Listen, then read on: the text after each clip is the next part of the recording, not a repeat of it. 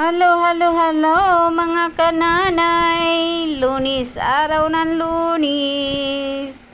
Ang kananay nyo, walang luneta. Wala tayong pasyal ngayon sa luneta at tayo nagpapahinga ng mamasyal sa ating mini luneta.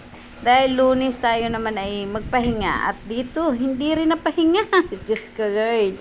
Ang kananay nyo, pagkatapos maglaba, aret na gumarangkada, magkadkad na naman dini sa CR ng kanya. At talaga naman mga kananay, oy, walang pahinga ang kananay nyo. Daig pa ang turumpong hilo. Ayan. Wala naman kasi ibang gagawa nito mga kananay. Kaya sabi ko, teka lang. Humihingi na ng katarungan ang aming mga timba at wala na ang kudkod. 1 week ng pagitan eh.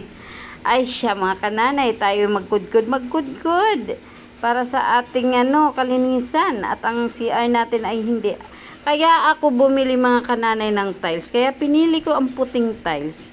Para ba pag nakita mong kakaiba na, abay malilinisan mo na. Pero pag yan ay dark ang kulay niya ng mga kananay, maniwala kayo sa akin. Yan ay talaga namang patong-patong gentleman. Ayan mga kananay, nagkudkod ang kananay nyo dyan. Talagang kinamay ko na. Hindi na ako gloves. Mata. At ang kananay nyo, hindi masiyan sa pag nakabalot ang kamay. Ade, kinuha ko na si Scotch Brite at yun na ang pinagpukudkod ko, diba?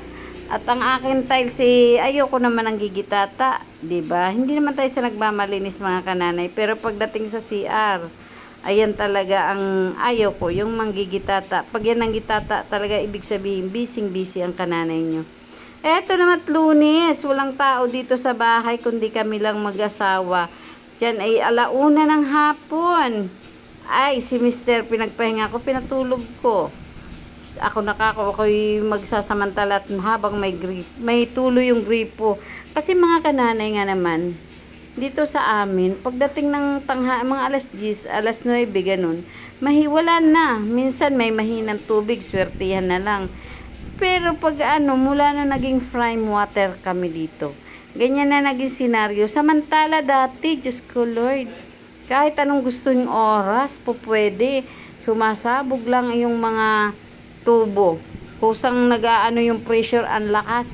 Ngayon mga kananay, tinitipid ko sayang kasi ang tato.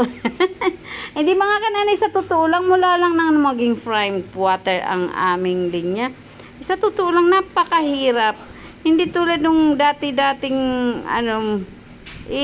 sagana talaga kami sa tubig. Kaya kahit anong oras ako mag-washing, okay lang. Ngayon, Diyos ko Lord, babangon ako ng 1:00 na madaling araw para lang mag-washing mga kananay. Ayan na nga mga kananay. Kaya ayan, ganyan ang aming ang aking sa araw-araw. Syempre, hindi na nga ako kumuha ng tagalaba. At ganun din naman, naisip ko lang washing lang din naman ang laro ng mga naglalaba dito sa akin. Kaya sabi ko, bibili na lang ako ng automatic. Dati ako may automatic na sira. Ngayon, napagawa ko. Pag napagawa talaga mga kananay ang isang automatic na washing machine, huwag mo nang asahan 100%.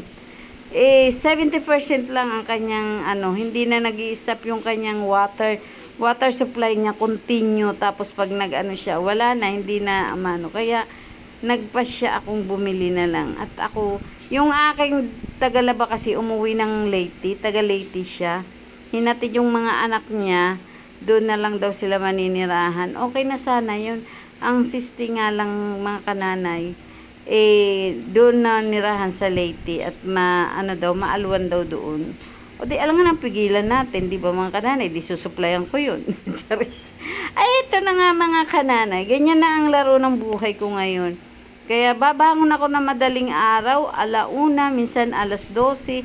Kung anong oras ako yung katawan ko at alam kong may gagawin ako. Yun talaga ang oras ng bangon ko. Kaya pagdating ko sa mini kadiwa ko, mini lunita ko mga kananay, ay sadyang kainaman ang aking pakiramdam ko na ako'y tutumba. Ganon mga kananay, kasi syempre pag tayo nagising, hindi na tayo ano yung tulad ng dati at tulog. Wala na, paidlip-idlip na lang kasi ako. Kuwari, nagising ako ng alas 12. Di syempre, inaanuhan ko yung washing ko. Pagdating ng hindi na ako makatulog nung paandap-andap na lamang. Kasi inaano ko rin kung anong sitwasyon ng washing. Ganun ako mga kananay, binabantayan ko. Kaya okay lang naman, nakikerry ko pa naman. Wag lang talaga yung hindi ko kaya, hindi na talaga. At ito na nga mga kananay, ang daming daldal ng kananay nyo. Ayan at good nga ako diyan ng ating tile sa aming labas. At sabi ko naman maaga pa para pumunta ng tindahan. At ito'y alas 3 na. 3:30 kami magbubukas pero kakailanganin ko magpunta agad. Ayan. Ang kananay nyo, ang galing. Hindi naman pumapayat. Ang bilbil, ang dami. Ay, ito na nga mga kananay ko. Salamat sa inyong panonood. At hanggang dyan na lang. Ang kananay nyo, nagpaikot-ikot ng ganyan. O diba? O diba mga kananay? Ganyan lang ang buhay. Enjoy lang natin. Kung ayaw nila, ayaw mo rin. Ang dami sinabi. Bye!